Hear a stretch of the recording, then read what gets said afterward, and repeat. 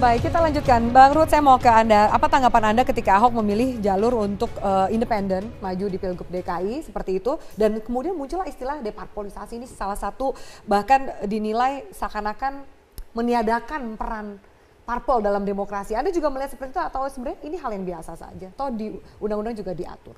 Jadi tegas saya katakan, yang mengatakan deparpolisasi itu orang-orang yang nggak ngerti hukum, ya, tapi sok pinter. Ini yang bilang tidak ada Anda juga loh. Ya, teman-teman Anda juga. Iya, siapapun dia yang ada di DPR itu kalau ngomong begitu di partai politik itu tidak ada yang dilanggar Ahok. Kenapa? Siapa sih pembuat undang-undang? Pemerintah dan DPR. Independen, produk undang-undangnya dari siapa? Kok sekarang karena Ahok sekarang bersinar udah cari alasan mau goyang Ahok? Nggak bisa. Jadi Ahok itu setahun yang lalu, kenapa saya dukung? Dia mau dari independen. Ahok ini ada ceritanya dengan saya. Waktu dia DPR dari Golkar, saya kan Demokrat. Periode yang lalu, duduk kami bersebelahan. Kami berdua sering cerita. Kan itu, Bang, saya mau maju dari independen. Ini bagus. Saya ikut bantu kita. Ya, kawan Ahok pada waktu itu. Jadi nggak ada, tapi ini sekarang udah mulai. Dan saya lihat, saya mohon, 10 jari saya mohon kepada partai-partai politik. Nasdem perlu dicontoh. Termasuk partai Anda, Ya? Anda mau dong Bukan, partai Anda Nasdem dulu. Ya, bareng sama Nasdem. Karena begini. Tadi udah ada ajakannya, udah terbuka disampaikan oleh Bang Tobas. Ada satu partai yang merasa sok jago. Ahok cerita sama saya. Sok jago maksudnya seperti apa nih, Bang? Begini ceritanya, saya nggak usah bilang. Gak usah sebut partai, tapi jangan A1 dulu. Ini A1. Ya. Kenapa? Kami akan mendukung Anda. Nanti partai kami sudah cukup. Seolah-olah meniadakan yang nama relawan kawan Ahok. Ahok cerita sama saya melalui telepon, Pak Ahok, tolong dipikir, Pak. Apapun kawan-kawan kita itu yang bekerja selama ini relawan sudah berkeringat. Jadi yang ngomong itu partai-partai yang sebenarnya insecure, merasa terancam dengan jadi maksud saya beginilah, janganlah kasih argumentasi macam-macam. Itu undang-undang. Kita memang bisa calon independen. Kan itu. Jadi nggak ada yang dilanggar. Kalau partai-partai politik mau ikut bareng seperti Nasdem, ya silakan. Mau calonin sendiri juga silakan. Iya, silakan gitu. Tapi jangan cari argumentasi yang akhirnya kadang-kadang memperlihatkan oh dia nggak mengerti. Itu nggak baik. Terima kasih masih bersama kami. Mas Tobas, tadi juga saya ke Anda, saya ulang kembali lagi. Ini Nasdem terdengarnya juga sudah melakukan komunikasi dengan sejumlah partai lain untuk ikut bergabung mendukung Ahok. Pihak mana saja sudah dihubungi dan responnya seperti apa kira-kira? Ya memang ketika kita menyatakan dukungan kepada Pak Ahok, kita terbuka terhadap partai-partai lain juga ya. Meskipun Pak Ahok kita biarkan untuk memilih apakah jalur perseorangan ataupun jalur partai, tapi kita tetap melihat ketika kita ingin mendukung Pak Ahok butuh banyak dukungan ya, termasuk dari partai politik lain. Ya memang sudah ada komunikasi politik dengan beberapa pihak, tapi masih dilakukan secara informal ya. Masing-masing partai politik kebanyakan memang menyatakan ya kami akan gunakan mekanisme internal kami. Jadi tunggu dulu dan sebagainya. Tapi menurut kami waktu ini terus berjalan ya. Oleh karena itulah maka sementara kita belum mendapat kepastian dukungan dari partai lain, maka Nasdem bersama-sama dengan teman Ahok juga mengumpulkan KTP untuk memenuhi syarat maju sebagai independen. Oke, jadi sejauh ini masih komunikasinya bersifat informal ya. Betul. Alias partai yang lain masih mengkalkulasi dulu, belum siapa tahu jagoan berikutnya dari internal. Pak Soleh, saya minta tanggapan Anda. Iya, tidak bisa disebutkan parpolisasi ya.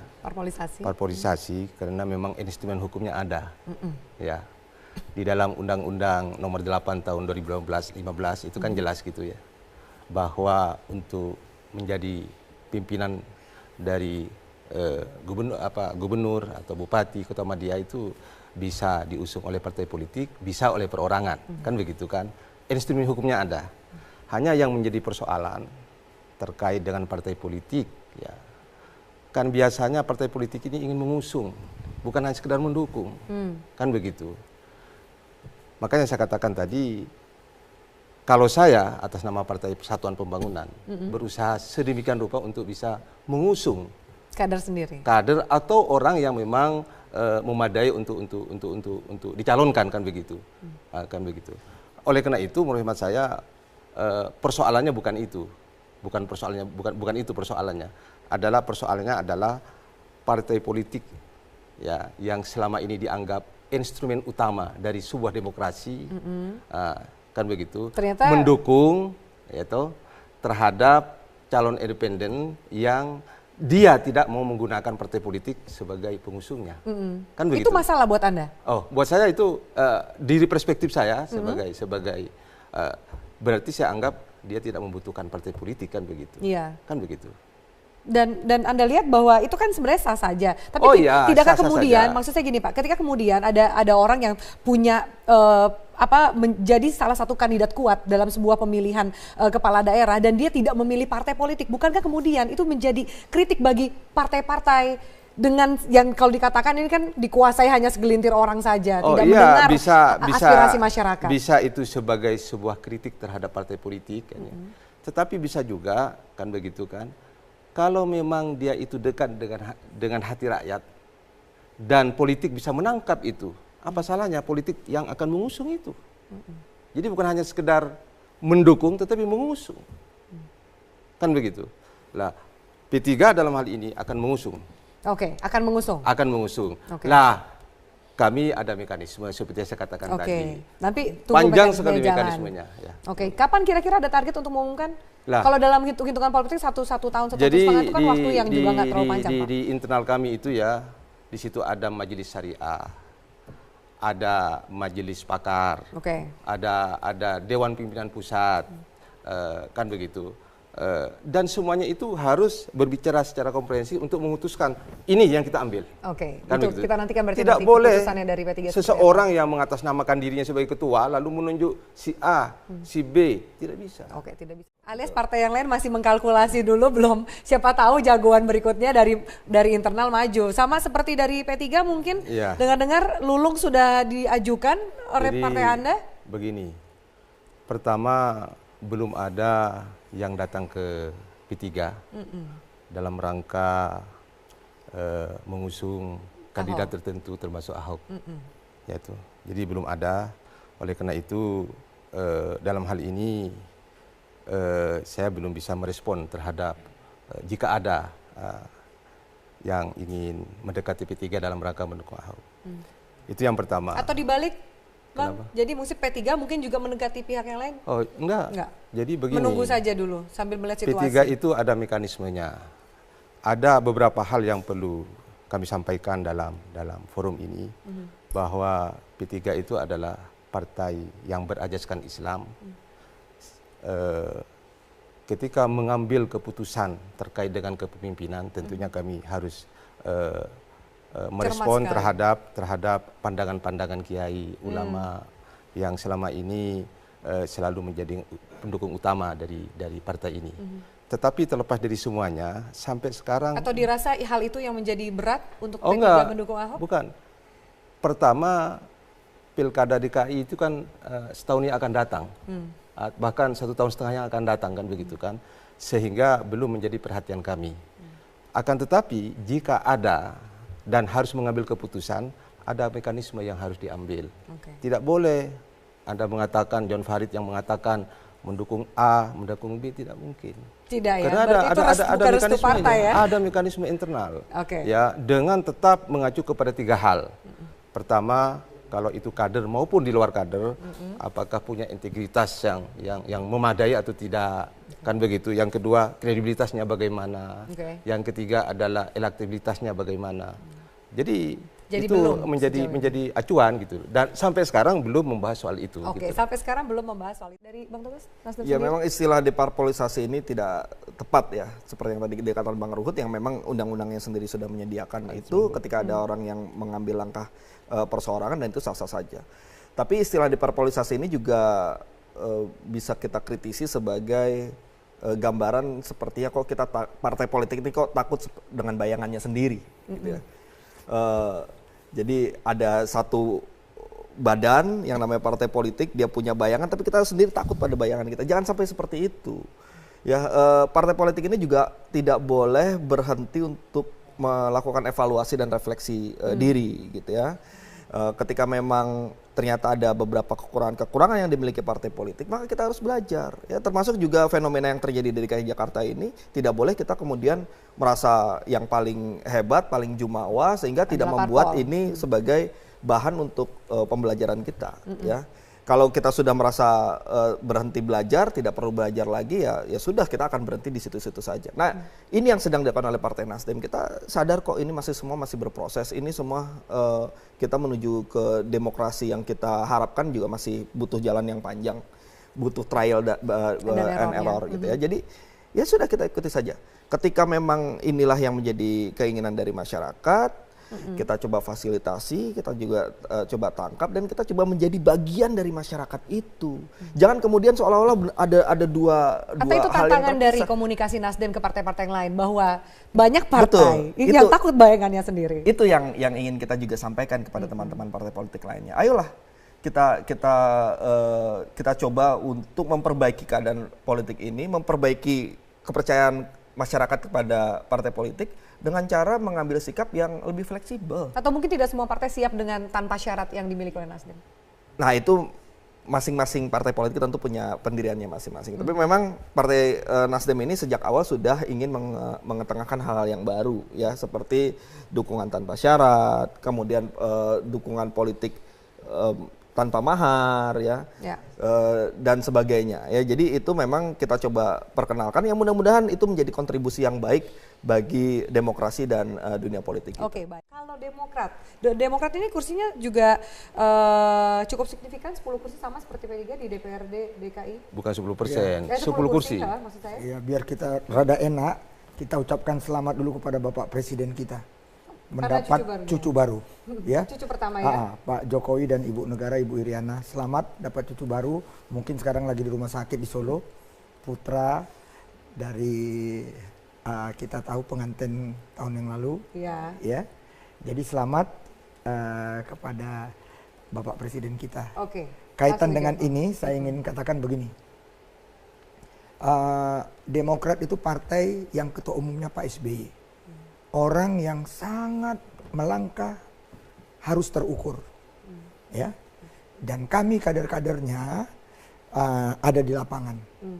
Saya kebetulan karena selama ini jujur saja, kan banyak mau maju, tapi yang udah firm maju itu Pak Ahok. Yang lain belum kan? Nah, saya lapor ke Pak. Yang lain kayaknya udah deklarasi, ada nama lain, ada belum, ada Yusuf, ada Yaksa Daud.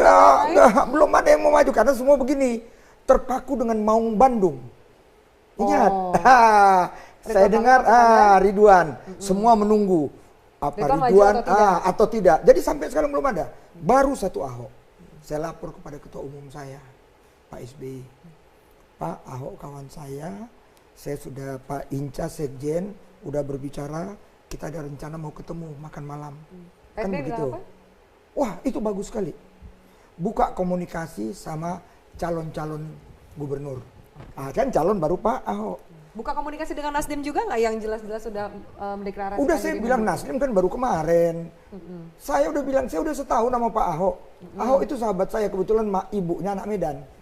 Tapi komunikasinya kan ini kan sesama partai pasti enggak kan kalau Nasdem kan partai, ini baru Ruhut Sitompul. Oh gitu, secara pribadi aja nih. Secara pribadi, ya. Saya secara pribadi, dan perlu saya sampaikan, bahkan dari ketua umum saya Pak SBY saya laporkan juga saya akan membawa ketua OKK saya Pak Pramono Edi Wibowo.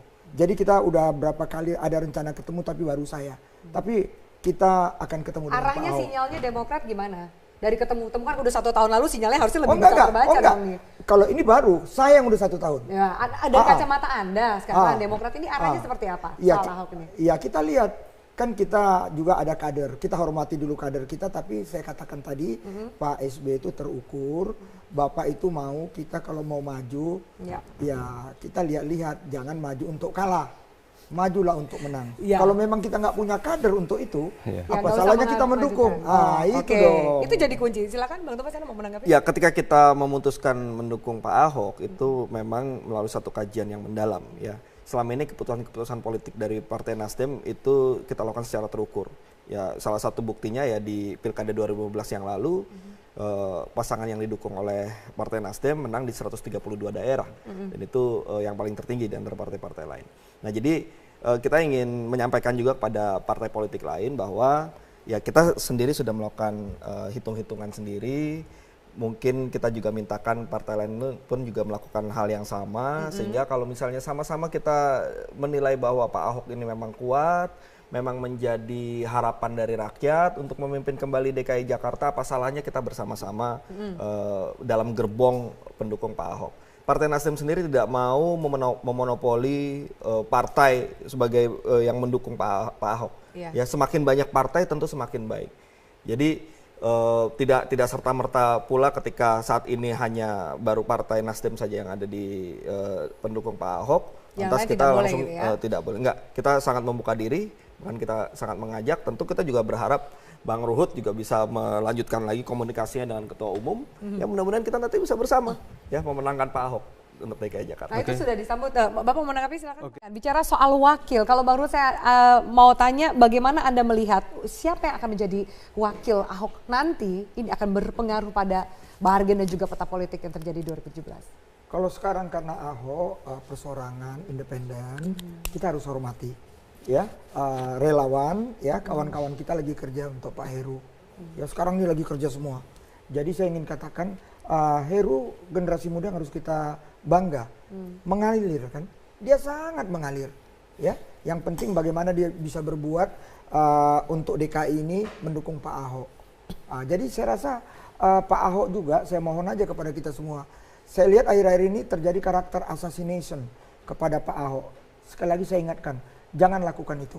Ini Jakarta, ibu kota negara, rakyatnya sangat cerdas. Makin ada yang memojokkan Ahok itu makin kinclong, kata orang Betawi. Gitu. Jadi ya? maksud saya juga jangan seolah-olah dibenturkan Ahok itu nggak senang dengan partai politik. Dia senang kok, dia juga pernah kok di partai politik.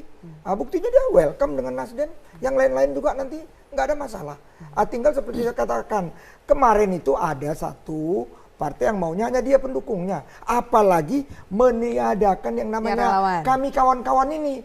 Kawan-kawan ini udah kerja lo 24 jam. Nah, itu aja yang kami mohon. Abang juga jangan karakter assassination di antara statement yang tadi. Bang Tobas, ini kan ngomongin soal wakilnya. Apakah ini akan juga berpengaruh terhadap dukungan dari Nasdem atau ternyata mungkin Nasdem juga sebenarnya punya calon-calon atau nama-nama yang bisa diserahkan ke Ahok? Ya, dukungan Nasdem adalah dukungan tanpa syarat ya. Kita ketika pertama kalinya menyatakan dukungan, kita sudah buka mengenai calon wakil ini dengan mengatakan siapapun yang dipilih sebagai calon wakil, Nasdem akan tetap dukung. Dan ketika pilihannya itu kepada Pak Heru, kita pun juga tetap dukung. Bahkan saat ini pun kita sedang juga membantu teman Ahok untuk membereskan proses administrasinya ya, dengan memasukkan nama Pak Heru di dalam formulir dukungan ini. Jadi ini antara Nasdem yang saat ini juga satu-satunya partai yang menyatakan untuk mendukung Ahok, dengan bagaimana sih sistem kerjanya dengan relawan teman Ahok ini?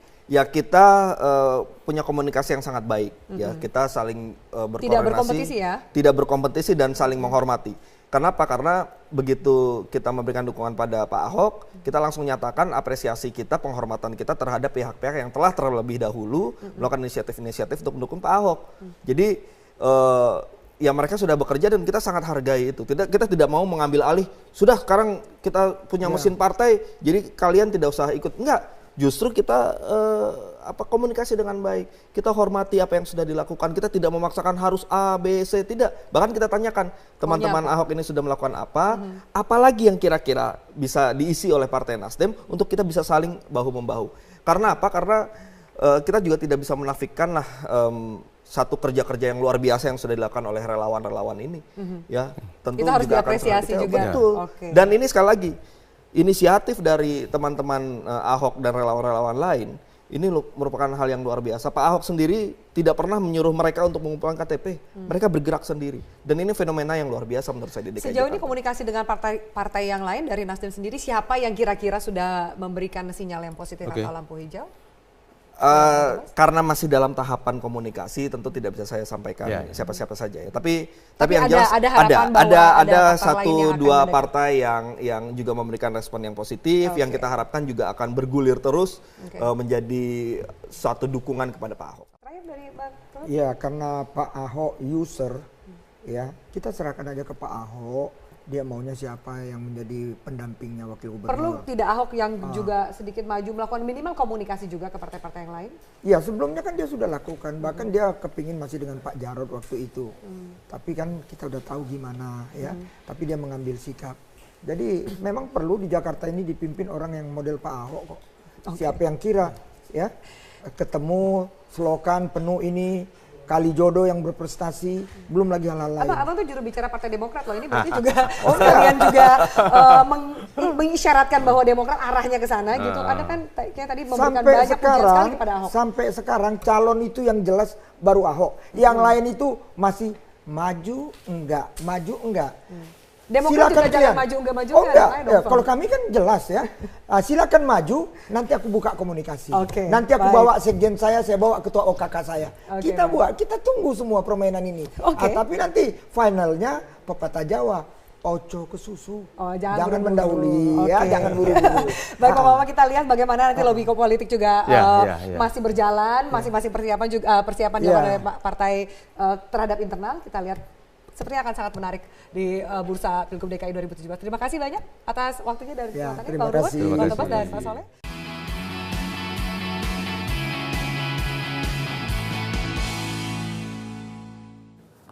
Ya, Anda kembali di Selamat Pagi Indonesia. Pemirsa, kita akan kali ini membahas terkait dengan kontestasi Pilkada DKI Jakarta 2017 yang meskipun masih menghitung bulan, begitu ini gaungnya sudah mulai terasa, apalagi salah satu calon Gubernur DKI Jakarta, Basuki Cahayapurnama atau Ahok yang saat ini masih menjabat, memutuskan untuk memilih maju melalui jalur independen, tentunya melalui dukungan dari relawan yang sudah tidak asing lagi, teman Ahok. Kita langsung membahas terkait dengan pilihan Gubernur DKI Jakarta maju melalui jalur independen bersama tamu di Selamat Pagi Indonesia yang sudah tidak asing lagi, Mas Singgi Widyastomo dari teman Ahok. Selamat pagi, Mas. Selamat pagi, Mas. Ini sibuk sekali teleponnya kayaknya dari tadi tidak berhenti berkering ya. Luar biasa. Menanyakan macam-macam ya, ada yang nanya sosok Heru, ada yang verifikasi bagaimana begitu ya. Iya, banyak banget yang tanya soal verifikasi ulang, terus sosok Heru bagaimana kayak gitu. Oke, baik. Kemudian ada Mas Yunarto Wijaya, pengamat politik dari Carta Politika. Selamat pagi, Mas. Ini juga pastinya sudah banyak yang meminta pendapat gitu ya, dan juga pandangan begitu bagaimana pilihan Ahok yang cukup berani ini. Teman Ahok nih. Bikin setelah kemarin ada deparpolisasi itu katanya. Dituding. Saya ingat ke Mas Singgi terlebih dahulu. Mas Singgi, kalau kita melihat kemarin ada ungkapan ya, teman Ahok harus mulai dari nol lagi setelah Pak Ahok akhirnya memutuskan untuk memilih Heru menjadi calon wakil. Dari teman Ahok sendiri sebenarnya tidak ada kata yang kita keluarkan dimulai dari nol sebenarnya. Dari teman Ahok sendiri akan melakukan verifikasi ulang. Verifikasi ulang maksudnya untuk apa? Karena Pak Ahok sudah menyebutkan nama wakil, terus beliau juga sudah mau maju lewat jalur independen. Sebelumnya kan dari 9 bulan, dari bulan Juni yang sudah kita terima sekitar 780.000 form dukungan itu tidak ada nama wakil ya. Nah, kita kemarin ketemu dengan Pak Ahok bersama bantuan dari lawyer kita. Ada sedikit celah kalau menambahkan klausa dalam formulir itu, ada unsur pidana dan kita minimalisir itu. Pak Ahok juga minta kita untuk untuk sedikit hati-hati, lebih berhati-hati lagi, takutnya ada hal yang bisa digugat nanti di belakang. Makanya teman Ahok akan melakukan verifikasi ulang kembali. Verifikasi ulang. Jadi dari 780.000 yang sudah terkumpul, satu demi satu dilakukan verifikasi ulang. Iya, betul sekali. Data kita sudah matang dari 780.000, mungkin setengahnya sudah masuk data entry kita. Kita akan melakukan turun langsung, melibatkan kurang lebih 300 sampai 500 relawan lagi. Pakai cara apa saja, Mas, turun langsung itu? By door to door semuanya. Door to door. Door to door. Cukup tidak jumlah relawannya untuk door to door? Kita yakinkan cukup 300 sampai 500. Kita juga akan buka official booth lebih banyak lagi. Menambah 5 yang sekarang berarti kurang lebih ada 10 nanti official booth. Kita juga jadwalkan untuk akan bikin sedikit acara fundraising terbesar yang akan kita buat. Jadi masyarakat bisa belanja, nonton hiburan, terus bisa verifikasi ulang juga. Oke, Mas Toto, ternyata mereka masih semangat, Mas. Ini mereka semangatnya ini realistis tidak? Sisa waktunya tinggal berapa? 3 sampai 4 bulan. 3 sampai 4 bulan loh, Mas Toto. Iya, bukan hanya realistis ya. Sebetulnya kan ini membuka babak baru demokrasi kita, bahwa ada elemen-elemen lain, bukan hanya parpol yang dianggap sebagai satu-satunya pilar yang sering diklaim oleh mereka, yang kemudian juga bisa membawa proses dialektika negara ini menjadi lebih baik. Ahok sudah mengatakan dan beberapa pengamat juga selalu mengatakan ini tamparan buat parpol. Artinya ketika ada calon yang memang kinerjanya baik, tetapi kemudian dalam proses negosiasi dengan parpol, dalam proses pencalonan dirasakan ada yang cenderung berat sebelah, bukan tidak mungkin akan menggunakan jalur independen. Dan ini yang sedang dicoba oleh Ahok sebagai sebuah terobosan baru. Yang saya lihat ini bukan proses deparpolisasi. Yang saya lihat ini terobosan baru politik. Ahok ingin menunjukkan saya tidak anti partai, tetapi saya ingin berdiri sederajat ketika saya bernegosiasi dengan partai.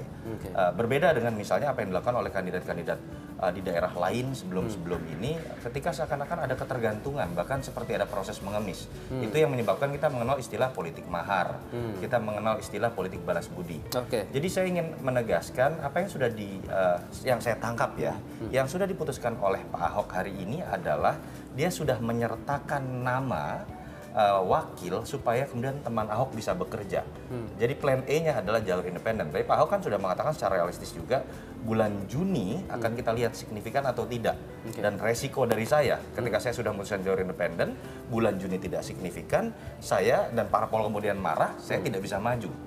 Artinya bukan Pak Ahok kemudian menegasikan parpol di sini. Tetapi detik ini jalur yang dianggap paling dimungkinkan oleh Pak Ahok adalah jalur independen. Bukan tidak mungkin sebetulnya pada titik tertentu akan ada sinergi di situ. Misalnya Nasdem sekarang sudah tetap menyatakan andai kata teman Ahok sudah bisa mengumpulkan KTP pada jumlah tertentu, mereka akan tetap mendukung. Dan bukan tidak mungkin ada beberapa partai lain bisa melakukan itu. Bahkan akan membantu nanti dalam proses verifikasi ya Mas Singgi ya? Iya, kita sudah didatangi beberapa relawan termasuk muda-mudi Ahok yang mungkin dari Partai Nasdem sendiri. Terus juga mereka siap untuk membantu kita. Mereka siap untuk menyiapkan segala amunisi yang kita butuhkan. Oke, baik. Segala macam seperti saya dengar ini katanya stand-stand di mal-mal ini kebanjiran orang ya begitu. Nanti kita akan bahas lebih lanjut ini karena juga ada beberapa tanggapan dari warga. Kita dengar komentar masyarakat terkait dengan pencalonan Ahok melalui jalur independen berikut. Ini keren gitu, Pak. Ahok ini ibaratnya kerjanya bagus gitu. Saya itu paling suka cinta banget sama kebersihan. Saya lihat Ahok ini emang pro kebersihan banget lah gitu. Apalagi dia ditambah juga transparan, makanya karena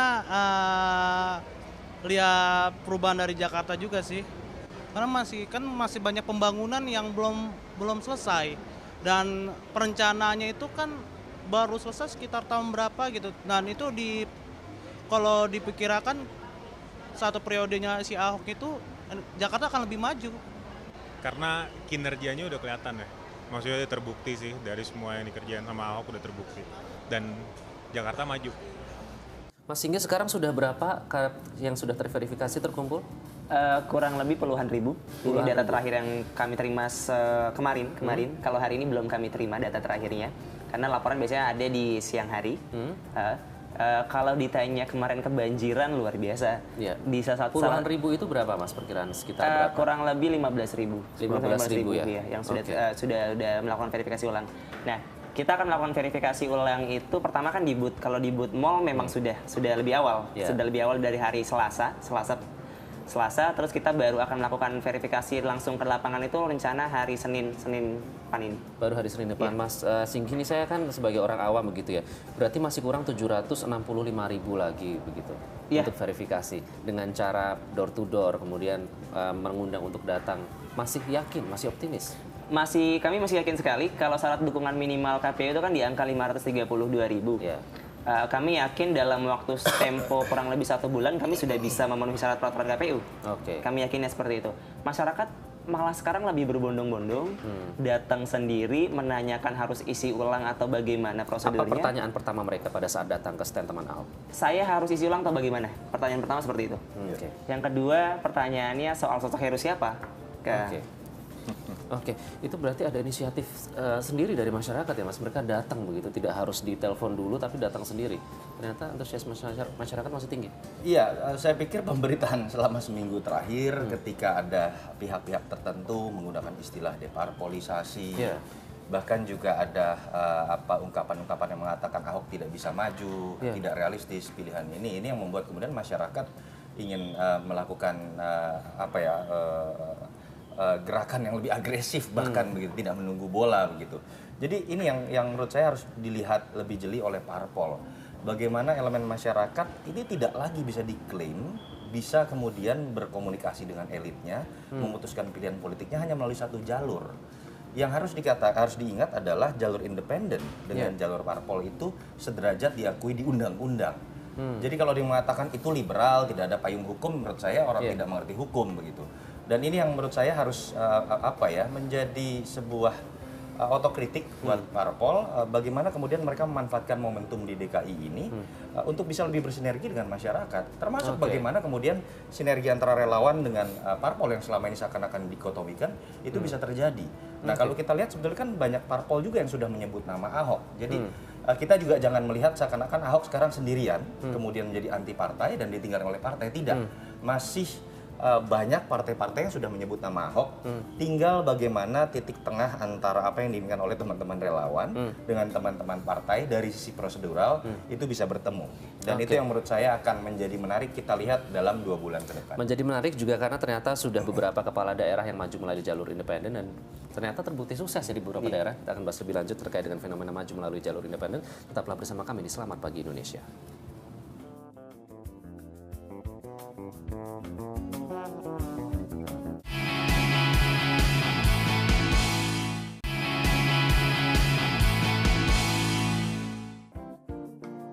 Ya, Anda kembali di Selamat Pagi Indonesia. Mas Sato, kalau kita berbicara tentang fenomena jalur independen ini, selama ini memang ada beberapa kepala daerah yang terbukti sukses maju melalui jalur independen. Tapi ini levelnya gubernur loh Mas di DKI Jakarta yang katanya kawah candra di muka perpolitikan Indonesia begitu.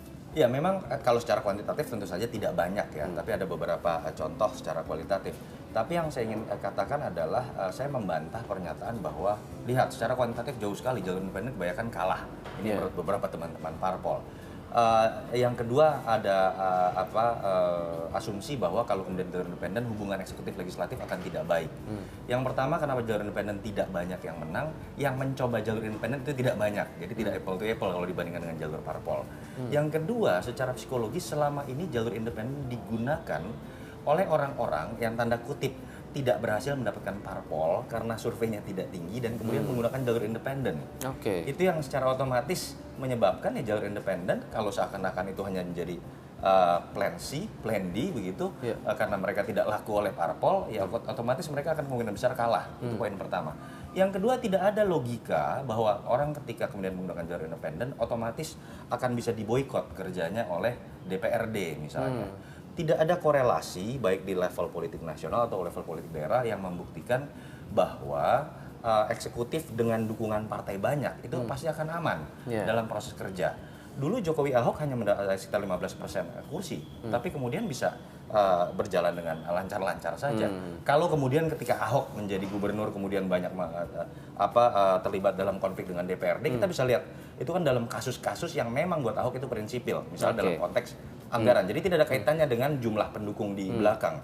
Dulu SBY dengan kekuatan 75,34% kekuatan suara, kita tahu baru 2 bulan menjalankan pemerintahan, langsung hak angket senturi, hak angket mafia pajak.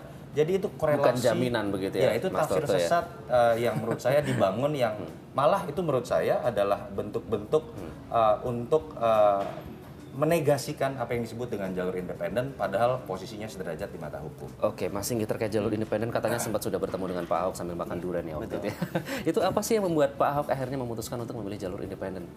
Iya, kekhawatiran yang pertama. Kekhawatiran akan apa? Jadi waktu kita bincang dengan Pak Ahok makan malam itu, Pak Ahok takut sekali dengan intrik politik yang terjadi gitu. Misalnya pendaftaran calon independen itu kan 1 bulan lebih awal sebelum pendaftaran calon partai politik. Jadi ketika nanti Pak Ahok tidak memilih jalur independen, tertutup kemungkinan kan berarti tidak ada jalur independen lagi. Majulah lewat jalur partai politik, tapi tidak ada surat rekomendasi yang dikeluarkan sampai sekarang. Gitu. Nah, kami juga memaksa Pak Ahok untuk bagaimana caranya beliau maju lewat jalur independen. Kami mencoba bilang bahwa kami, teman Ahok adalah wadah masyarakat, kami menyampaikan aspirasi, ya kalau teman-teman tidak bisa bertemu Pak Ahok, kami menyampaikan aspirasinya. Minimal seperti itu. Dan jawaban Pak Ahok ya luar biasa. Saya juga ingin mengajarkan bahwa selama ini partai politik selalu memberikan rekomendasi di belakang, di akhir seperti itu. Ada lobby-lobby politik yang memang tidak sehat gitu. Akhirnya saya pilih jalur ini. Jalur ini lebih pasti, lebih menyiapkan saya untuk maju lewat jalur independen, saya lebih jelas untuk maju jadi cagup DKI nanti, ya saya milih jalur independen. Ada statement menarik juga terkait dengan katanya ada mahar politik begitu kalau untuk maju melalui parpol, katanya saya tidak punya uang, katanya harus paling tidak minimal 100 sampai 200 miliar begitu. Apakah itu yang juga mendasari? Kalau disampaikan kemarin tidak ada bahasa-bahasa seperti itu, Mas. Jadi kita kemarin Pak Ahok hanya bilang bahwa minimal saya bisa ya nggak modal-modal banget lewat jalur independen gitu. Kita bisa mengadakan acara fundraising, kita bisa masyarakat banyak yang membantu. Sampai sekarang masih banyak sekali yang mau membantu kita dalam bentuk dana tunai, tapi kita tidak pernah bisa menerima gitu Mas, kalau dari teman Ahok sendiri. Oke, Mas Toto, kalau kita melihat fenomena ini, kalau kita melihat melalui jalur independen ya, bukan hanya sosok Ahoknya sendiri sebagai gubernur yang dengan kinerjanya, kita juga melihat teman Ahok ini sendiri, relawan. Kenapa mereka sampai mau repot-repot, Mas? Ini baru pertama kali terjadi atau bagaimana? Ya sebetulnya sudah banyak ya fenomena relawan kan juga kita dengar pada saat Jokowi menjadi calon gubernur dengan Ahok, lalu kemudian juga ketika maju menjadi presiden. Ketika Ridwan Kamil kita juga mendengar relawan, bukan hanya partai. Sampai mau mengumpulkan KTP loh Mas ini Mas untuk maju melalui jalur. Sebetulnya kan ini muncul ketika ada variabel bernama pemimpin alternatif yang membawa gaya baru kepemimpinan, membawa budaya baru kepemimpinan, sehingga masyarakat yang selama ini apatis bahkan muak terhadap politik itu merasa kemudian ada harapan dan kemudian mereka mau untuk mensupport atau menyokong harapan ini untuk kemudian betul-betul berkuasa. Selama ini muak terhadap politik, Mas? Kami nggak bisa bilang kami anti partai, apalagi dibilang kalau kami ada niatan untuk deparpolisasi, kami tidak pernah mengerti bahasa-bahasa yang seperti itu. Kami dari awal, ya seperti Mas Toto bilang bahwa kedudukan antara partai politik dan independen memang bisa dibilang sama. Di PKP memang diatur seperti itu kan. Ya kenapa kami harus dibilang sekarang deparpolisasi, kami melemahkan partai, tidak ada sama sekali niatan kami. Kami tidak anti partai.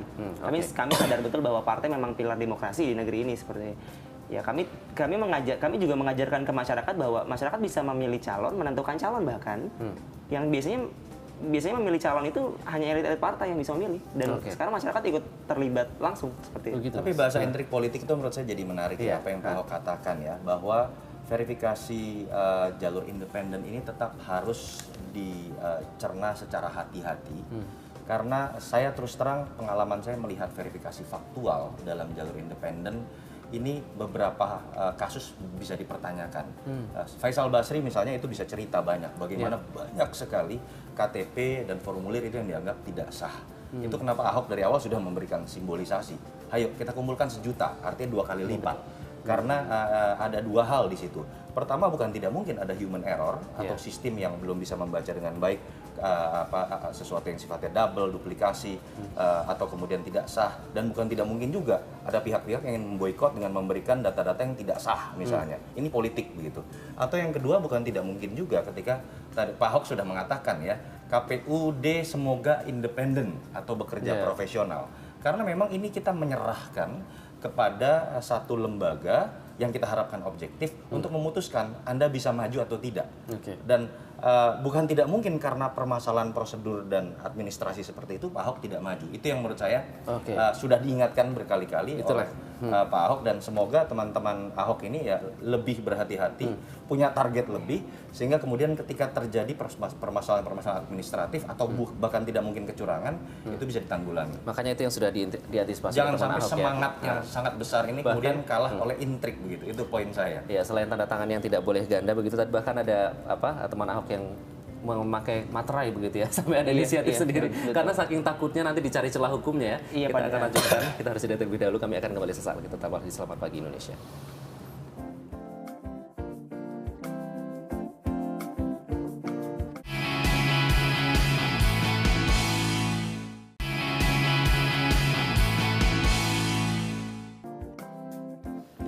Ya, Anda kembali di Selamat Pagi Indonesia. Pemirsa, Mas Singgi, kalau waktu pertama kali begitu ya pengumpulan KTP, 1 juta KTP, sekarang target itu bergeser atau gimana? Targetnya masih tetap 1 juta KTP. Kita yakinkan mungkin agak sedikit mundur sampai bulan Juni, tapi kita masih optimis di bulan-bulan Mei.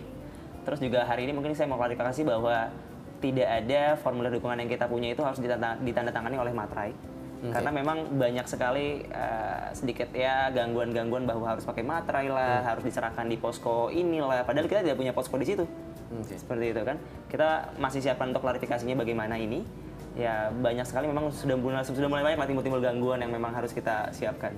Gangguan itu apa saja Mas yang diantisipasi? Ya yang tadi kita bilang dalam bentuk misalnya teman-teman harus menyerahkan KTP di sini padahal itu bukan posko kita, terus pada harus pakai materai, ini kan mempersulit artinya. Mempersulit bagaimana teman-teman ya minimal ada keraguan lah, masyarakat ada keraguan bahwa terus timbul statement bahwa KTP yang sudah formulir yang sudah digunakan tidak akan bisa digunakan, artinya masyarakat harus mengulang dari awal. Ya, ini membuat masyarakat agak memperlambat sedikit prosesnya sendiri ya gitu. Mas Toto, kalau kita melihat dari angka ya begitu ya, masih optimis mengumpulkan 1 juta KTP. Tapi kalau melihat dari sisi psikologisnya ini bagaimana? Nanti masih dalam waktu 3 bulan yang terakhir ini bagaimana Ahok sendiri? Ya seperti sepak bola, injury time ini kan biasanya kan semangatnya lebih tinggi kan, malah kan masa-masa injury time kan 10 menit terakhir plus injury time. Jadi menurut saya nekat lah. Kita harus katakan nekat. Teman Ahok nekat, Ahoknya juga nekat begitu. Tapi ini kan sebuah proses yang sudah didahului oleh tadi saya katakan apatisme publik yang sedemikian besar. Terutama apatisme ini lebih kuat di masyarakat perkotaan, terutama Jakarta. Itu sudah kita bisa lihat misalnya meledak di tahun 2012. Ketika Jokowi Ahok hanya dengan 15% kekuatan bisa mengalahkan incumbent, mengalahkan tokoh-tokoh nasional lain. Karena mereka melihat sesuatu yang sifatnya rasional, ada bukti nyata di Solo, ada bukti nyata di Belitung Timur, gitu kan. Berbeda dengan nama-nama lain, nama besar tapi belum punya track record yang konkret. Apa yang ingin dilakukan sekarang kan adalah bagaimana masyarakat ingin mengapresiasi incumbent yang kalau kita baca di survei itu masih di atas 60% tingkat kepuasan publiknya. Artinya 60% lebih masyarakat mengatakan Ahok bekerja, jangan sampai hanya karena masalah prosedur politik, ketidaksepakatan antara parpol dengan Ahok membuat pemimpin saya yang sudah bekerja ini tidak bisa bekerja kembali. Dan saya pikir itu akan menjadi semangat dan euforia yang luar biasa untuk mereka berbondong-bondong. Apalagi sekarang melihat peristiwa, waktunya sudah sangat mepet, seakan-akan Ahok bahkan tidak bisa maju lagi melalui jalur partai.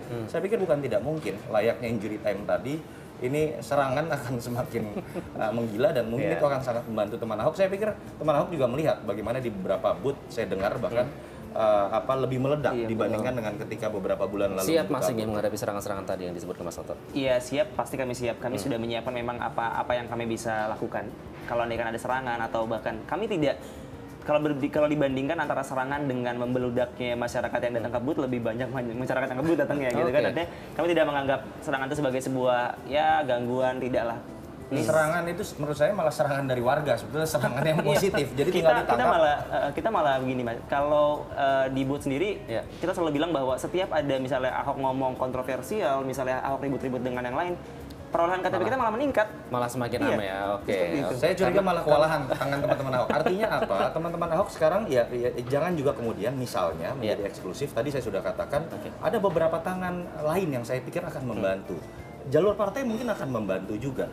Bahkan mungkin akan ada komunitas-komunitas lain yang tetap akan bersinergi dengan teman Ahok, itu akan membantu supaya kemudian bisa menangkap banyaknya orang-orang yang ingin membantu. Kita harapkan di injury time ini ya, kalau nekat, tapi katanya tetap siap itu Mas.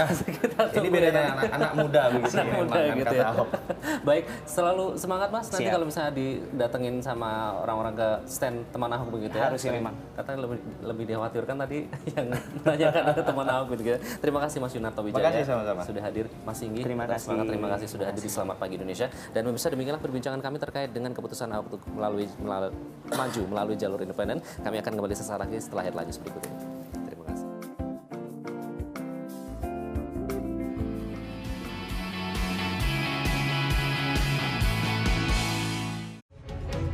Baik, kita lanjutkan. Bang Ruth, saya mau ke Anda. Apa tanggapan Anda ketika Ahok memilih jalur untuk independen, maju di Pilgub DKI seperti itu, dan kemudian muncullah istilah deparpolisasi, ini salah satu bahkan dinilai seakan-akan meniadakan peran parpol dalam demokrasi. Anda juga melihat seperti itu atau sebenarnya ini hal yang biasa saja? Atau di undang-undang juga diatur?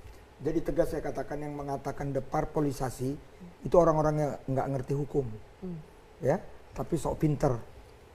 Ini yang bilang tidak ada Anda juga loh, ya, teman-teman Anda juga. Iya, siapapun dia yang ada di DPR itu kalau ngomong begitu di partai politik itu, tidak ada yang dilanggar Ahok. Kenapa?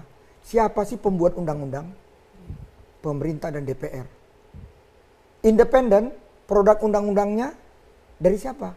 Kok sekarang karena Ahok sekarang bersinar, udah cari alasan mau goyang Ahok? Nggak bisa. Jadi Ahok itu setahun yang lalu, kenapa saya dukung? Dia mau dari independen. Ahok ini ada ceritanya dengan saya. Waktu dia DPR dari Golkar, saya kan Demokrat. Periode yang lalu, duduk kami bersebelahan, kami berdua sering cerita. Kan itu Bang, saya mau maju dari independen, ini bagus. Saya ikut bantu kita, ya kawan Ahok pada waktu itu. Jadi nggak ada, tapi ini sekarang udah mulai. Dan saya lihat, saya mohon, 10 jari saya mohon kepada partai-partai politik. Nasdem perlu dicontoh. Termasuk partai Anda, Ya? Anda mau dong? Bukan, enggak, Nasdem dulu.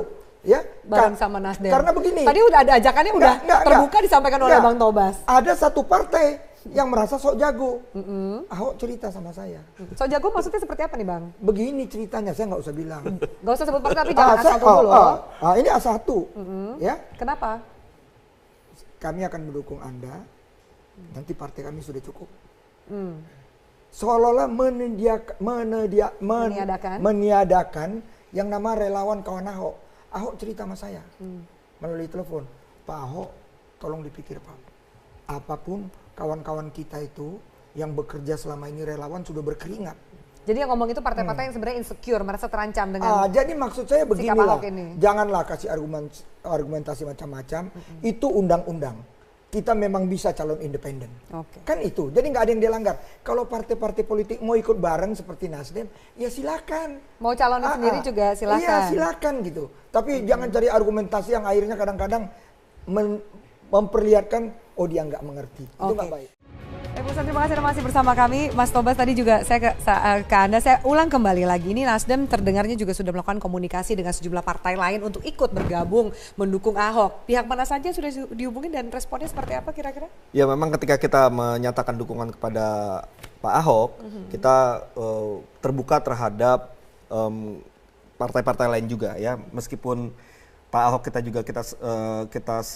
biarkan untuk memilih apakah jalur perseorangan ataupun jalur partai, tapi kita tetap melihat ketika kita ingin mendukung Pak Ahok butuh banyak dukungan ya, termasuk dari partai politik lain. Ya memang sudah ada komunikasi politik dengan beberapa pihak, tapi masih dilakukan secara informal ya.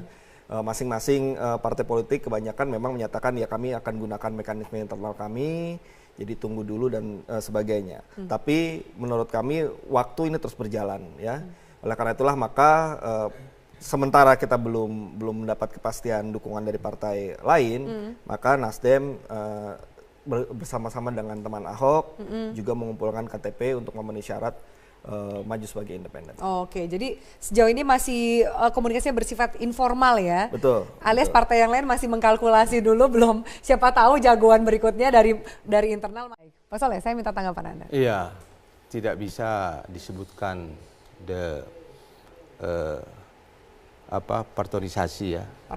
Parpolisasi karena memang instrumen hukumnya ada. Ya. Di dalam Undang-Undang Nomor 8 Tahun 2015 itu kan jelas gitu ya, bahwa untuk menjadi pimpinan dari gubernur atau bupati kota Madia itu bisa diusung oleh partai politik, bisa oleh perorangan, kan begitu kan? Instrumen hukumnya ada. Hanya yang menjadi persoalan terkait dengan partai politik, ya kan biasanya partai politik ini ingin mengusung, bukan hanya sekedar mendukung, kan begitu. Makanya saya katakan tadi, kalau saya atas nama Partai Persatuan Pembangunan berusaha sedemikian rupa untuk bisa mengusung kader sendiri, kader atau orang yang memang memadai untuk dicalonkan, kan begitu, kan begitu. Oleh karena itu, menurut hemat saya persoalannya bukan itu, bukan itu persoalannya. Persoalannya adalah partai politik ya yang selama ini dianggap instrumen utama dari sebuah demokrasi, kan begitu, ternyata mendukung yaitu terhadap calon independen yang dia tidak mau menggunakan partai politik sebagai pengusungnya, kan begitu. Itu masalah buat Anda? Oh, buat saya itu dari perspektif saya sebagai berarti saya anggap dia tidak membutuhkan partai politik, kan begitu, kan begitu.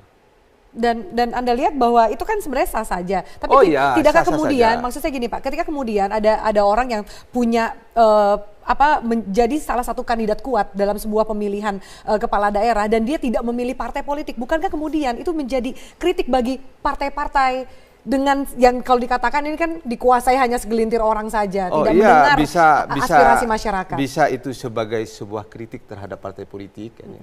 Tetapi bisa juga, kan begitu kan, kalau memang dia itu dekat dengan hati rakyat dan politik bisa menangkap itu, apa salahnya politik yang akan mengusung itu? Jadi bukan hanya sekedar mendukung, tetapi mengusung, kan begitu. Lah, P3 dalam hal ini akan mengusung. Oke, akan mengusung. Akan mengusung. Okay. Lah, kami ada mekanisme seperti yang saya katakan tadi. Nanti tunggu Panjang mekanisme sekali jalan. mekanismenya. Ya. Kapan kira-kira ada target untuk mengumumkan? Kalau dalam hitungan politik satu tahun, 1,5 tahun itu kan waktu yang juga nggak terlalu panjang, Pak. Di internal kami itu ya, di situ ada majelis syariah, ada majelis pakar, ada dewan pimpinan pusat, kan begitu. Dan semuanya itu harus berbicara secara komprehensif untuk memutuskan ini yang kita ambil. Kan itu kita nantikan berarti tidak boleh dari P3 seseorang yang mengatasnamakan dirinya sebagai ketua. Kami terima kemarin, kalau hari ini belum kami terima data terakhirnya, karena laporan biasanya ada di siang hari. Kalau ditanya kemarin kebanjiran luar biasa. Di puluhan ribu itu berapa Mas perkiraan sekitar berapa? Kurang lebih 15.000. 15.000 ya. Yang sudah melakukan verifikasi ulang. Nah, kita akan melakukan verifikasi ulang itu pertama kan di booth. Kalau di booth mall memang sudah lebih awal. Sudah lebih awal dari hari Selasa, terus kita baru akan melakukan verifikasi langsung ke lapangan itu rencana hari Senin depan ini. Baru hari Senin depan, Mas Singgi ini saya kan sebagai orang awam begitu ya. Berarti masih kurang 765.000 lagi begitu untuk verifikasi dengan cara door to door, kemudian mengundang untuk datang. Masih yakin, masih optimis? Kami masih yakin sekali kalau syarat dukungan minimal KPU itu kan di angka 532.000. Kami yakin dalam waktu tempo kurang lebih 1 bulan kami sudah bisa memenuhi syarat peraturan KPU. Kami yakinnya seperti itu. Masyarakat malah sekarang lebih berbondong-bondong, datang sendiri, menanyakan harus isi ulang atau bagaimana prosedurnya. Apa pertanyaan pertama mereka pada saat datang ke stand teman Ahok? Saya harus isi ulang atau bagaimana? Pertanyaan pertama seperti itu. Yang kedua pertanyaannya soal sosok Heru siapa? Itu berarti ada inisiatif sendiri dari masyarakat ya Mas, mereka datang begitu, tidak harus ditelepon dulu tapi datang sendiri. Ternyata antusiasme masyarakat masih tinggi. Iya, saya pikir pemberitaan selama seminggu terakhir ketika ada pihak-pihak tertentu menggunakan istilah deparpolisasi, bahkan juga ada ungkapan-ungkapan yang mengatakan Ahok tidak bisa maju, tidak realistis pilihan ini yang membuat kemudian masyarakat ingin melakukan gerakan yang lebih agresif bahkan begitu, tidak menunggu bola begitu. Jadi ini yang menurut saya harus dilihat lebih jeli oleh parpol. Bagaimana elemen masyarakat ini tidak lagi bisa diklaim bisa kemudian berkomunikasi dengan elitnya, memutuskan pilihan politiknya hanya melalui satu jalur. Yang harus diingat adalah jalur independen dengan jalur parpol itu sederajat diakui di undang-undang. Jadi kalau dia mengatakan itu liberal, tidak ada payung hukum, menurut saya orang tidak mengerti hukum begitu. Dan ini yang menurut saya harus menjadi sebuah otokritik buat parpol, bagaimana kemudian mereka memanfaatkan momentum di DKI ini untuk bisa lebih bersinergi dengan masyarakat, termasuk bagaimana kemudian sinergi antara relawan dengan parpol yang selama ini seakan-akan dikotomikan itu bisa terjadi. Nah kalau kita lihat sebetulnya kan banyak parpol juga yang sudah menyebut nama Ahok, jadi kita juga jangan melihat seakan-akan Ahok sekarang sendirian kemudian menjadi anti partai dan ditinggalkan oleh partai, tidak, masih banyak partai-partai yang sudah menyebut nama Ahok, tinggal bagaimana titik tengah antara apa yang diinginkan oleh teman-teman relawan dengan teman-teman partai dari sisi prosedural itu bisa bertemu. Dan itu yang menurut saya akan menjadi menarik kita lihat dalam 2 bulan ke depan. Menjadi menarik juga karena ternyata sudah beberapa kepala daerah yang maju melalui jalur independen dan ternyata terbukti sukses ya di beberapa daerah. Kita akan bahas lebih lanjut terkait dengan fenomena maju melalui jalur independen. Tetaplah bersama kami di Selamat Pagi Indonesia.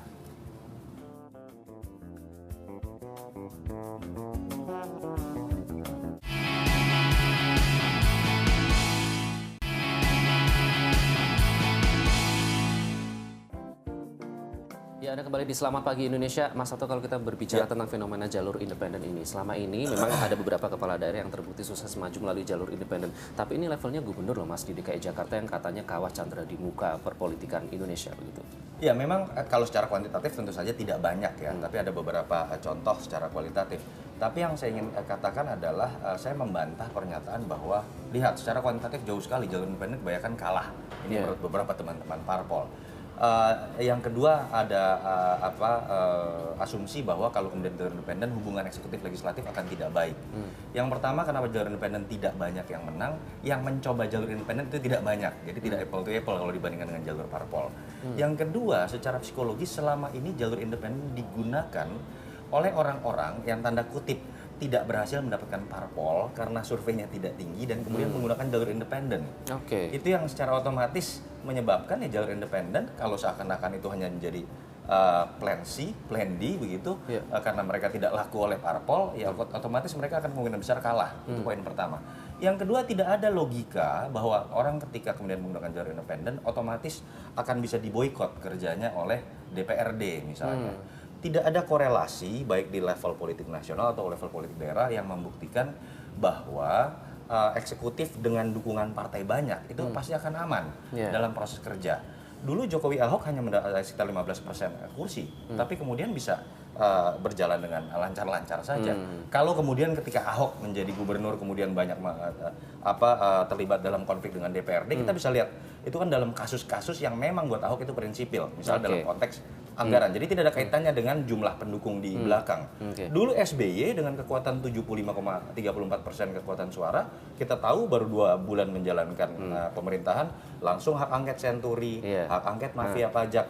Jadi itu korelasi. Bukan jaminan begitu ya? Ya, itu tafsir sesat yang menurut saya dibangun yang malah itu menurut saya adalah bentuk-bentuk untuk menegasikan apa yang disebut dengan jalur independen, padahal posisinya sederajat di mata hukum. Oke, Mas Singgi, terkait jalur independen katanya sempat sudah bertemu dengan Pak Ahok sambil makan durian ya waktu itu. Itu apa sih yang membuat Pak Ahok akhirnya memutuskan untuk memilih jalur independen? Iya, kekhawatiran yang pertama. Kekhawatiran akan apa? Jadi waktu kita bincang dengan Pak Ahok makan malam itu, Pak Ahok takut sekali dengan intrik politik yang terjadi gitu. Misalnya pendaftaran calon independen itu kan 1 bulan lebih awal sebelum pendaftaran calon partai politik. Jadi ketika nanti Pak Ahok tidak memilih jalur independen, tertutup kemungkinan kan berarti tidak ada jalur independen lagi. Majulah lewat jalur partai politik, tapi tidak ada surat rekomendasi yang dikeluarkan sampai sekarang. Gitu. Nah, kami juga memaksa Pak Ahok untuk bagaimana caranya beliau maju lewat jalur independen.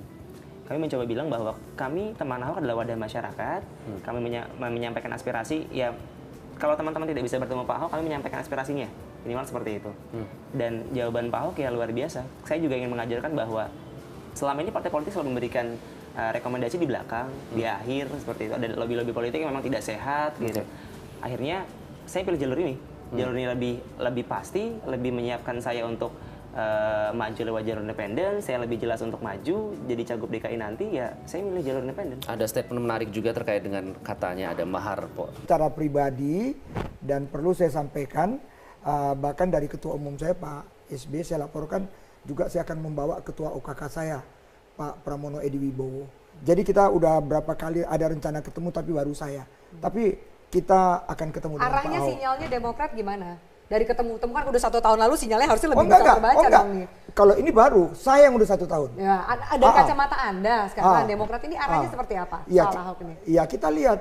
Kan kita juga ada kader, kita hormati dulu kader kita, tapi saya katakan tadi Pak SB itu terukur, Bapak itu mau kita kalau mau maju, ya kita lihat-lihat, jangan maju untuk kalah, majulah untuk menang. Kalau memang kita nggak punya kader untuk itu, apa salahnya kita mendukung? Itu dong. Itu jadi kunci, silakan Bang Tobas, Anda mau menanggapi? Ya, ketika kita memutuskan mendukung Pak Ahok, itu memang melalui satu kajian yang mendalam ya. Selama ini keputusan-keputusan politik dari Partai Nasdem itu kita lakukan secara terukur.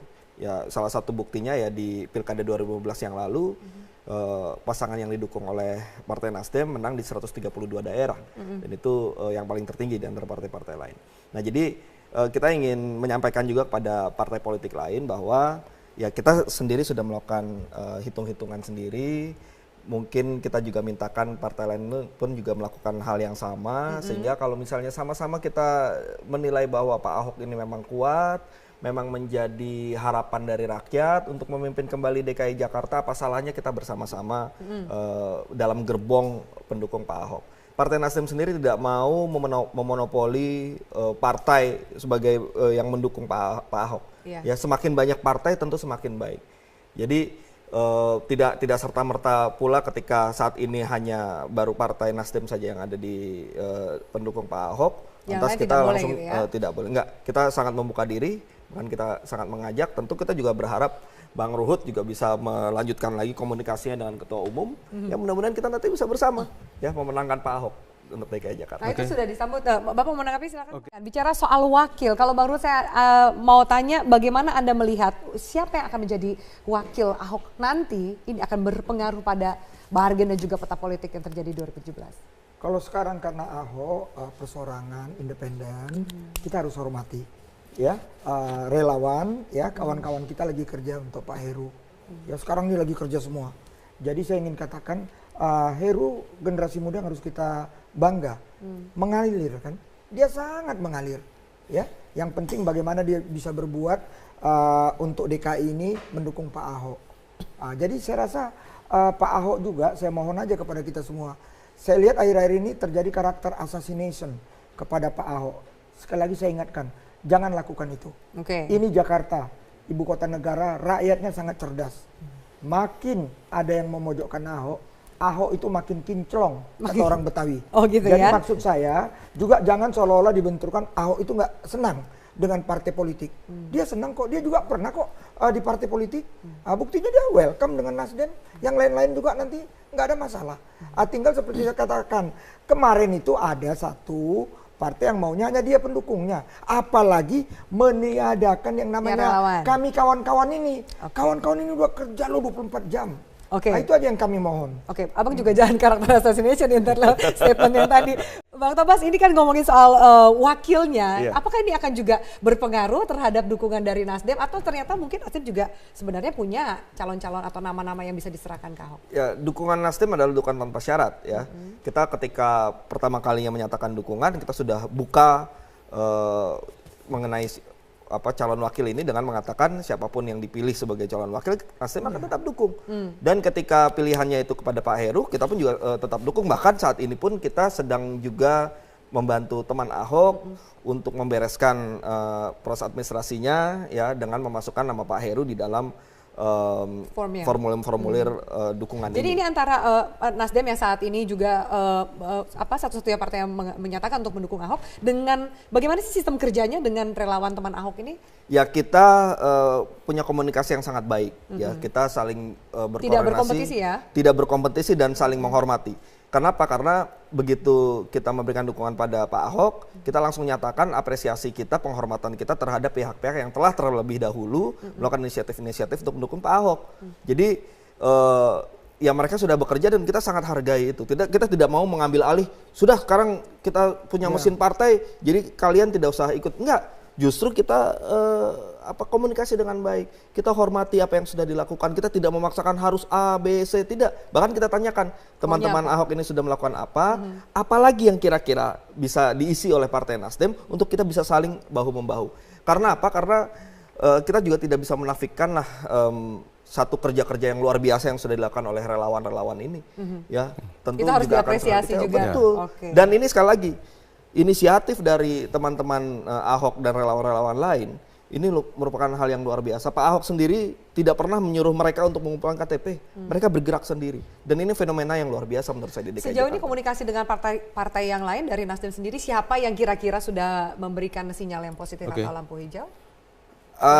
Karena masih dalam tahapan komunikasi, tentu tidak bisa saya sampaikan siapa-siapa saja ya. Tapi yang jelas ada satu dua partai yang juga memberikan respon yang positif, yang kita harapkan juga akan bergulir terus menjadi suatu dukungan kepada Pak Ahok. Terakhir dari Bang Tulus? Ya, karena Pak Ahok user, ya kita serahkan aja ke Pak Ahok. Dia maunya siapa yang menjadi pendampingnya wakil gubernur. Perlu tidak Ahok yang juga sedikit maju melakukan minimal komunikasi juga ke partai-partai yang lain? Ya, sebelumnya kan dia sudah lakukan, bahkan dia kepingin masih dengan Pak Jarod waktu itu. Tapi kan kita udah tahu gimana ya, tapi dia mengambil sikap. Jadi memang perlu di Jakarta ini dipimpin orang yang model Pak Ahok kok. Siapa yang kira ya, ketemu selokan penuh ini, Kalijodo yang berprestasi, belum lagi hal-hal lain. Abang tuh juru bicara Partai Demokrat loh, ini berarti juga kalian juga mengisyaratkan bahwa Demokrat arahnya ke sana gitu. Anda kan kayak tadi memberikan banyak pujian sekali kepada Ahok. Sampai sekarang calon itu yang jelas baru Ahok. Yang lain itu masih maju enggak. Lalu menunjuk si A, si B, tidak bisa. Oke, tidak bisa. Alias partai yang lain masih mengkalkulasi dulu, belum siapa tahu jagoan berikutnya dari internal maju. Sama seperti dari P3 mungkin, dengar-dengar Lulung sudah diajukan oleh partai Anda? Begini, pertama belum ada yang datang ke P3 dalam rangka mengusung kandidat tertentu termasuk Ahok. Yaitu.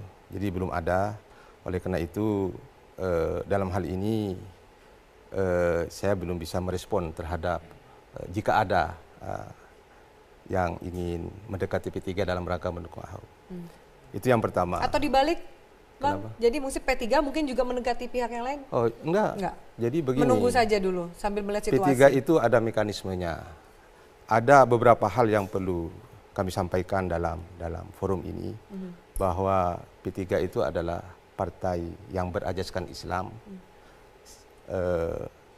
Ketika mengambil keputusan terkait dengan kepemimpinan, tentunya kami harus merespon terhadap pandangan-pandangan kiai ulama yang selama ini selalu menjadi pendukung utama dari partai ini. Tetapi terlepas dari semuanya, sampai sekarang... Atau dirasa hal itu yang menjadi berat untuk P3 mendukung Ahok? Bukan.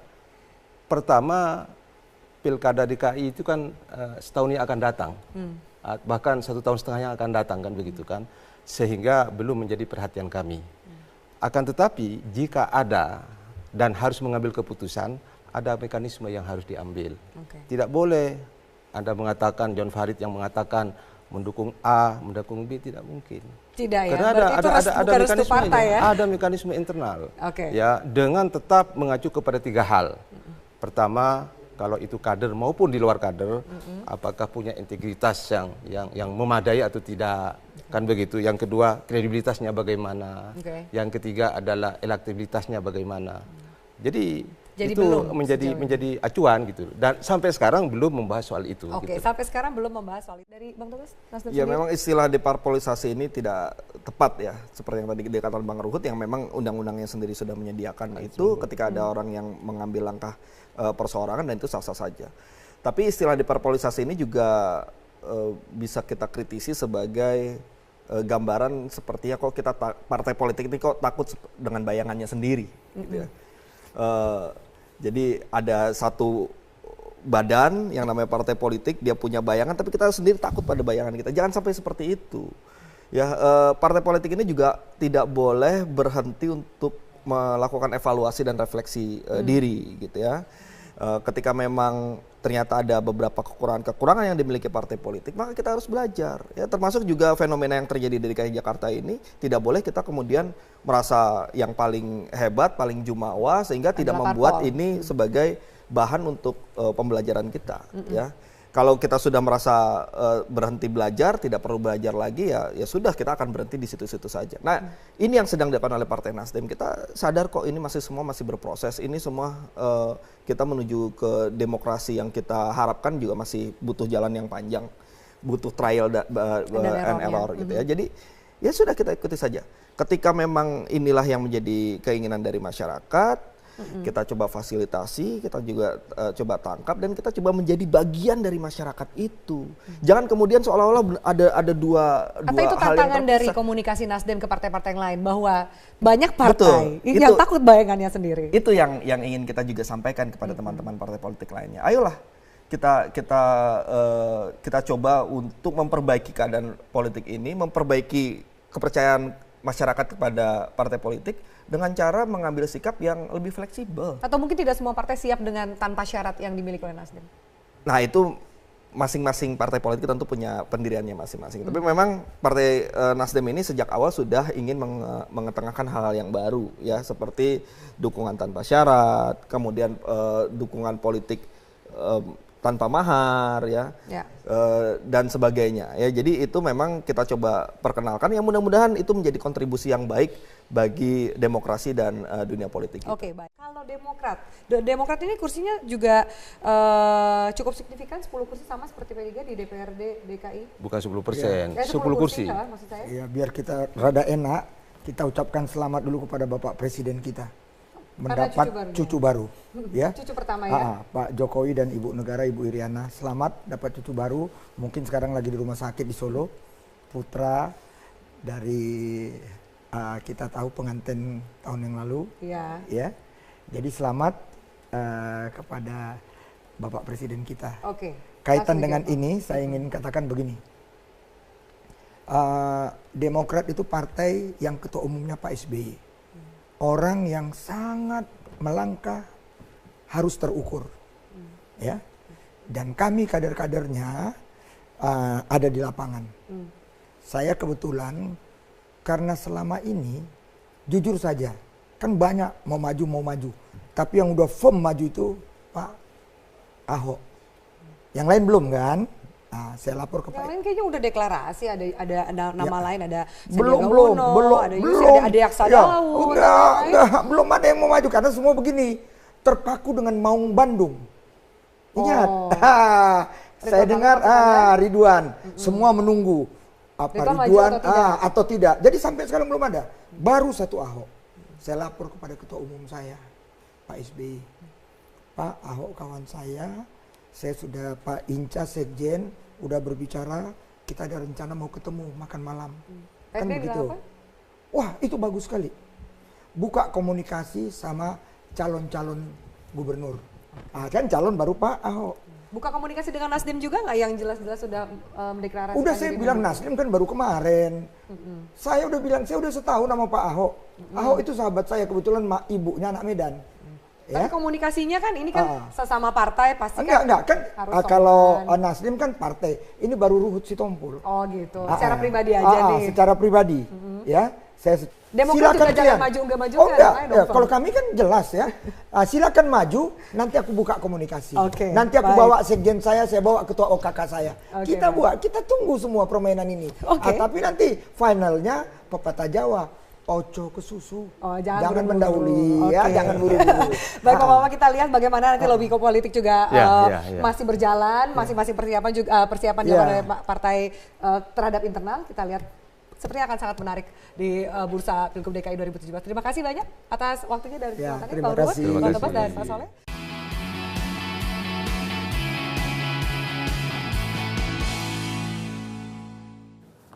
Ya, Anda kembali di Selamat Pagi Indonesia. Pemirsa, kita akan kali ini membahas terkait dengan kontestasi Pilkada DKI Jakarta 2017 yang meskipun masih menghitung bulan, begitu ini gaungnya sudah mulai terasa, apalagi salah satu calon Gubernur DKI Jakarta, Basuki Cahayapurnama atau Ahok yang saat ini masih menjabat, memutuskan untuk memilih maju melalui jalur independen, tentunya melalui dukungan dari relawan yang sudah tidak asing lagi, teman Ahok. Kita langsung membahas terkait dengan pilihan Gubernur DKI Jakarta maju melalui jalur independen bersama tamu di Selamat Pagi Indonesia yang sudah tidak asing lagi, Mas Singgi Widyastomo dari teman Ahok. Selamat pagi, Mas. Selamat pagi, Mas. Ini sibuk sekali teleponnya kayaknya dari tadi tidak berhenti berkering ya. Luar biasa.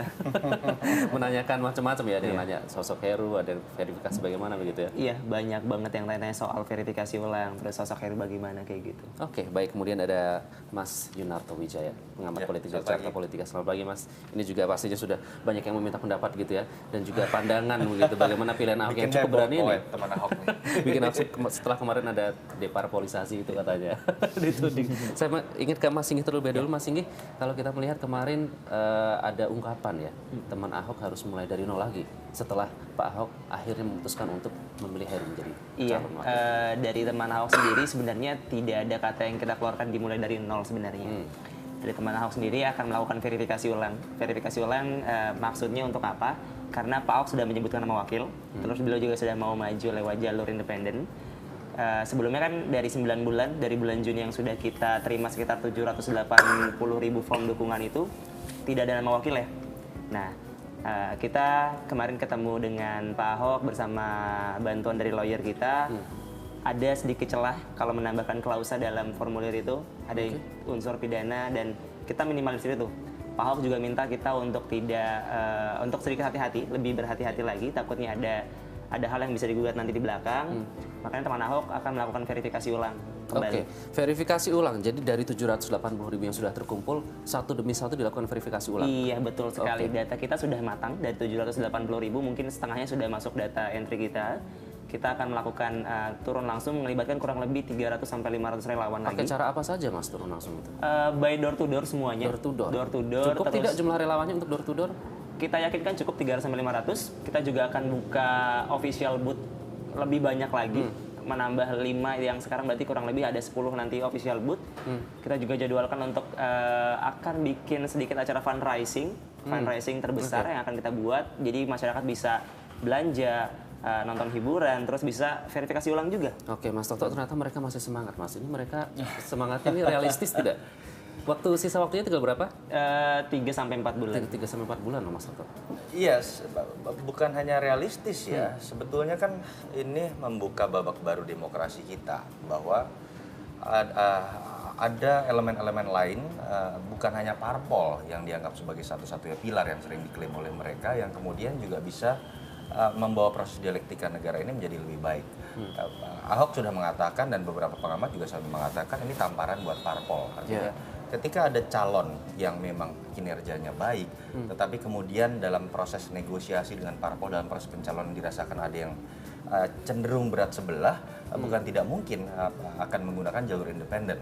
Dan ini yang sedang dicoba oleh Ahok sebagai sebuah terobosan baru. Yang saya lihat ini bukan proses deparpolisasi. Yang saya lihat ini terobosan baru politik. Ahok ingin menunjukkan saya tidak anti partai, tetapi saya ingin berdiri sederajat ketika saya bernegosiasi dengan partai. Berbeda dengan misalnya apa yang dilakukan oleh kandidat-kandidat di daerah lain sebelum ini, ketika seakan-akan ada ketergantungan, bahkan seperti ada proses mengemis. Itu yang menyebabkan kita mengenal istilah politik mahar, kita mengenal istilah politik balas budi. Jadi saya ingin menegaskan apa yang sudah yang saya tangkap yang sudah diputuskan oleh Pak Ahok hari ini adalah dia sudah menyertakan nama wakil supaya kemudian teman Ahok bisa bekerja. Jadi plan E-nya adalah jalur independen. Tapi Pak Ahok kan sudah mengatakan secara realistis juga bulan Juni akan kita lihat signifikan atau tidak. Dan resiko dari saya ketika saya sudah memutuskan jalur independen, bulan Juni tidak signifikan, saya dan parpol kemudian marah, saya tidak bisa maju. Artinya bukan Pak Ahok kemudian menegasikan parpol di sini. Tetapi detik ini jalur yang dianggap paling dimungkinkan oleh Pak Ahok adalah jalur independen. Bukan tidak mungkin sebetulnya pada titik tertentu akan ada sinergi di situ. Misalnya Nasdem sekarang sudah tetap menyatakan andai kata teman Ahok sudah bisa mengumpulkan KTP pada jumlah tertentu, mereka akan tetap mendukung. Dan bukan tidak mungkin ada beberapa partai lain bisa melakukan itu. Bahkan akan membantu nanti dalam proses verifikasi ya Mas Singgi ya? Iya, kita sudah didatangi beberapa relawan termasuk muda-mudi Ahok yang mungkin dari Partai Nasdem sendiri. Terus juga mereka siap untuk membantu kita. Mereka siap untuk menyiapkan segala amunisi yang kita butuhkan. Oke, baik. Segala macam seperti saya dengar ini katanya stand-stand di mal-mal ini kebanjiran orang ya begitu. Nanti kita akan bahas lebih lanjut ini karena juga ada beberapa tanggapan dari warga. Kita dengar komentar masyarakat terkait dengan pencalonan Ahok melalui jalur independen berikut. Ini keren gitu, Pak. Ahok ini ibaratnya kerjanya bagus gitu. Saya itu paling suka cinta banget sama kebersihan. Saya lihat Ahok ini emang pro kebersihan banget lah gitu. Apalagi dia ditambah juga transparan, makanya karena lihat perubahan dari Jakarta juga sih.